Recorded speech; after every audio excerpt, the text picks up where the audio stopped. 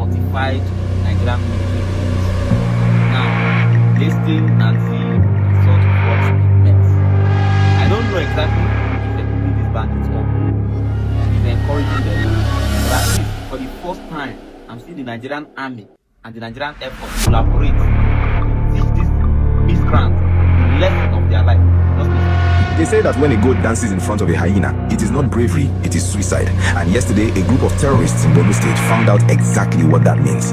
You saw the headline, and yes, it sounds like a scene from an action movie, but this was real life at the forward operating base in Asia. We're receiving confirmed and graphic reports this afternoon, Saturday, January 17th, 2026, that a massive army of terrorists decided to try their luck by attacking a fortified military headquarters. They came with everything they had: machine guns, rocket-propelled grenades, and heavy explosives, thinking they could overrun the base and raise their flag. But they made one fatal calculation. They forgot that the Nigerian army of 2026 is not the same as the one from the past. Instead of running away, the troops stood their ground, returned fire for fire, and with the help of the Air Force, turned the hunters into the hunted. If you want to know how our gallant troops sent these criminals to the great beyond and recovered a massive arsenal of weapons, please do me a massive favor and smash that like button right now. It helps us celebrate our soldiers who are putting their lives on the line. And if you are not yet a subscriber, click that button and turn on the notification bell. You need to be here as we break down this victory for Nigeria. Let's get into the gist of this bloody Friday. It all started in the early hours of yesterday morning. The sun was just coming up over Borno State when the silence was broken by the sound of heavy machine gun fire. According to the acting media information officer for Joint Task Force Northeast Operation Hadinkai, Lieutenant A.S. Tokolo, the terrorists launched a large-scale, multi-directional attack. This means they didn't just come from the front gate, they surrounded the base, attacking from all sides at once. Their plan was clearly to overwhelm the soldiers with sheer numbers and noise. They were firing RPGs directly at the walls and the infrastructure. In fact, the report states that their rockets hit some of the troop-carrying vehicles and, very critically, the CCTV control room. This shows you that these were not just random ragtag fighters. They had a strategy. They wanted to blind the base, destroy the transport so no one could escape or pursue, and then move in for the kill. The CCTV room and the vehicles were partially gutted by fire, creating smoke and confusion. But here is where the story turns sweet. Despite the explosions, the fire, and the smoke, the troops at forward operating base Asia did not panic. They maintained what the military calls firm control of the situation. They returned what was described as overwhelming and sustained firepower.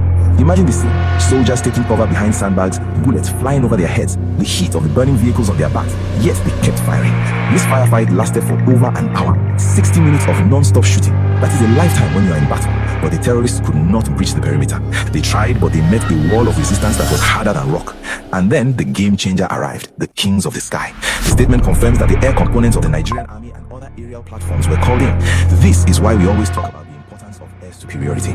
As soon as the jets and the surveillance drones arrived overhead, the equation changed. The terrorists, realizing that their plan had failed and that death was raining down from above, started to retreat.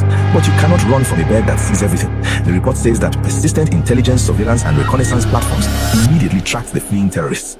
This is the part that makes me smile. They thought they could just disappear back into the bush like they usually do, but the drones followed them, marked their withdrawal routes, and the fighter jets pursued them. The military uses the word neutralized, but let us speak plain English. They were wiped out. The precision strikes on their escape routes resulted in scores of dead terrorists. It was a massacre of the wicked. The statement confirmed that evidence from the scene showed the terrorists suffered heavy casualties. They came to kill, but they ended up being the ones in body bags. This is a massive blow to their fighting strength and their morale. Imagine the few who survived going back to their camp to tell others, "We went to Asia and almost nobody came back."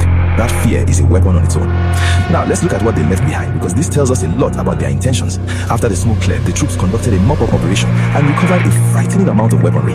They found a 60mm mortar tube and mortar bombs. For those who don't know, a mortar is a weapon of war used to bomb places from a distance. They also found locally fabricated explosives, heavy machine gun rounds, and hundreds of rounds of 7.62mm NATO ammunition.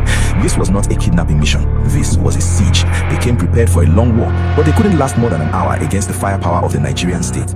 I want to pause here and ask you, the viewer, a serious question. We often criticize the military when things go wrong, and rightly so. But when we see a display of bravery like this, where soldiers hold a burning base for an hour and still win, do you think we give them enough credit? Do you think the government is finally giving them the right tools to fight? Or was this just sheer grit and determination by the boys on the ground? Drop your honest thoughts in the comments below. I really want to hear your perspective on our military's performance. The destruction of the CCTV room is a point of concern though. It shows that the enemy is learning. They know that our bases rely on technology, so they target the eyes first. It's a reminder that while we celebrate this victory, the enemy is evolving. They are becoming more desperate and more tactical. But as yesterday showed, no amount of tactics can beat superior firepower and the will to fight. The lieutenant mentioned that the engagement didn't end at the base. The follow-up operations are what really dealt the blow. This pursuit strategy is what has been missing in the past. Before, we would just defend and let them go. Now, we defend and we chase. That is how you win a war. It's also important to note the timing. This attack happened on a Friday morning, a time when they probably thought the soldiers would be relaxed or preparing for prayers. They rely on surprise, but the vigilance of the troops at forward operating base saved the day. It sends a message to all other forward operating bases. Stay alert because the enemy is watching. But it also sends a message to the communities around Borno. You are safer today because these scores of killers are no longer breathing. As we wrap up this security update, let's remember that for every victory like this, there are families of soldiers who are waiting anxiously at home. These men and women stood in the fire so that we could sleep in peace. They faced RPGs and machine guns and didn't flinch. That is the definition of heroism. If you found this update encouraging and you want to see more news about our military winning the war, please smash that like button. Let's get this video to 5,000 likes to show our troops that we appreciate their sacrifice. And if you are not yet a subscriber, please do it now. We'll be tracking the aftermath of this attack and bringing you more updates from the front lines. Stay safe, stay vigilant, and remember, evil can only thrive when good men do nothing. And yesterday, our good men did something very big.